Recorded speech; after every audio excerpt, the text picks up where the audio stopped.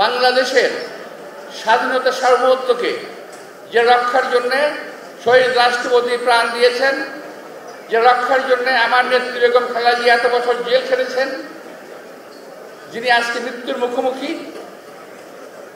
যেই স্বাধীনতার কারণে আমার নেতা তারেক রহমান দেশের বাইরে আছেন, সেই স্বাধীনতার সার্বভৌমত্ব আজকে হুমকির মুখে। শুধু একটি কথা আমি স্পষ্ট বলতে চাই, আগে আমরা ছিলাম, কি বলবো এটাকে, আবার তো সমালোচনা হবে, হোক। আগে আমরা ছিলাম কুকুরের মুখে ছিলাম আমরা আগে, এখন ভাই বাঘের মুখে পড়েছি। এই কথাটা আপনাদেরকে অনুধাবন করতে হবে। কুকুরের মুখ থেকে বাঘের মুখে পড়েছি।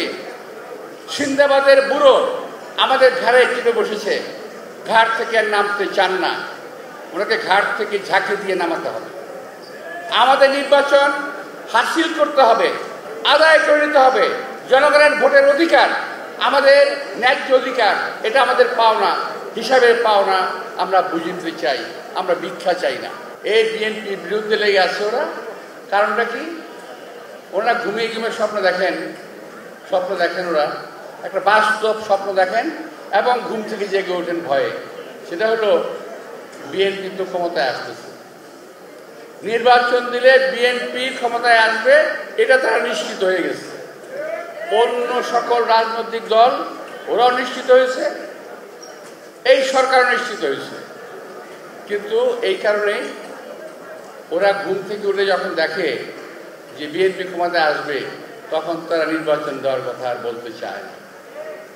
নির্বাচনের কথা বললেই গায়ে জ্বালা পড়া শুরু হয়ে যায়, মনে হয় নির্বাচন শব্দটা একটা অবৈধ শব্দ, নির্বাচন শব্দটা যেন উচ্চারণ করা যাবে না, নির্বাচনের কথা বলা যেন পাপ।